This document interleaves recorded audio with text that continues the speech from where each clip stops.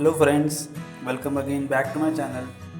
जैसे कि मैंने अपनी लास्ट वीडियो में आपको बिजनेस एथिक्स के बारे में पढ़ाया था, तो आज हम पढ़ेंगे कुछ और टॉपिक जो बिजनेस एथिक्स से रिलेटेड हैं। तो आज का हमारा जो पहला टॉपिक है वो हमारा है यूटिलिटेरियनिज्म। इसको हम आपको आसान शब्दों में समझाते हैं। देखिए, मान लीजिए कि जैसे कि आपने कोई काम किया है, अब वो काम अच्छा है या बुरा है, लेकिन उस काम को करने के बाद आपका जो रिज़ल्ट आया है वो आपका अच्छा है, तो हम उस रिज़ल्ट को उस काम से कंपेयर करेंगे।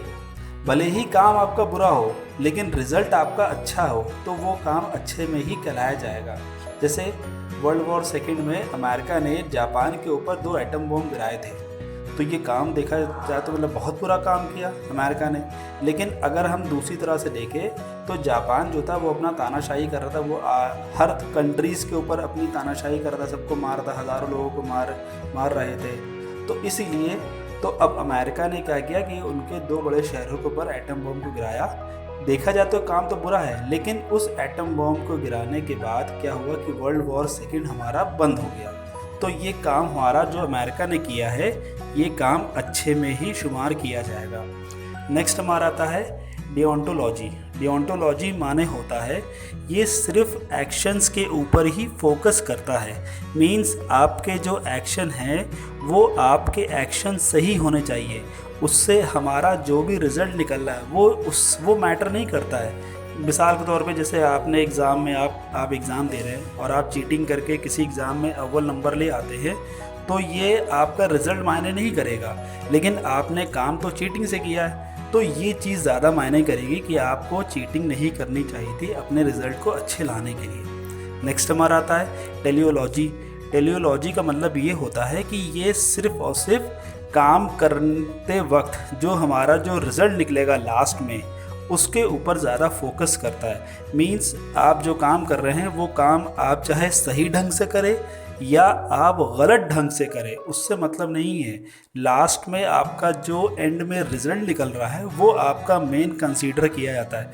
जैसे कि हम आपको बताते हैं कि झूठ बोलना सबसे बुरी बात होती है, लेकिन अगर किसी को झूठ बोलने से किसी दूसरे का फ़ायदा हो रहा है तो ये इस काम को अच्छा माना जाएगा, ना कि बुरा माना जाएगा। ठीक, उसके बाद हमारा आता है एथिकल ईगोइज्म। एथिकल ईगोइज्म माने होता है सिर्फ स्वयं के ही खुशियों के बारे में सोचना।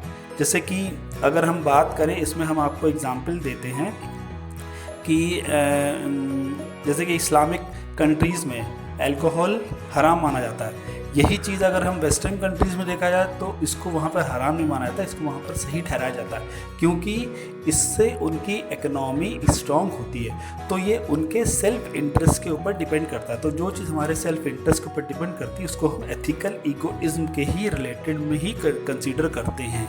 उसके बाद हमारा आता है टॉपिक है नॉर्मेटिव एथिक्स। नॉर्मेटिव एथिक्स ये होता है, ये वो चीज़ बताती है कि क्या सही है और क्या गलत है। जैसे कि झूठ बोलना बहुत बुरी बात है, उसी लिए आपको सच बोलना चाहिए। जैसे किसी से प्यार करना तो बड़ी अच्छी बात होती है।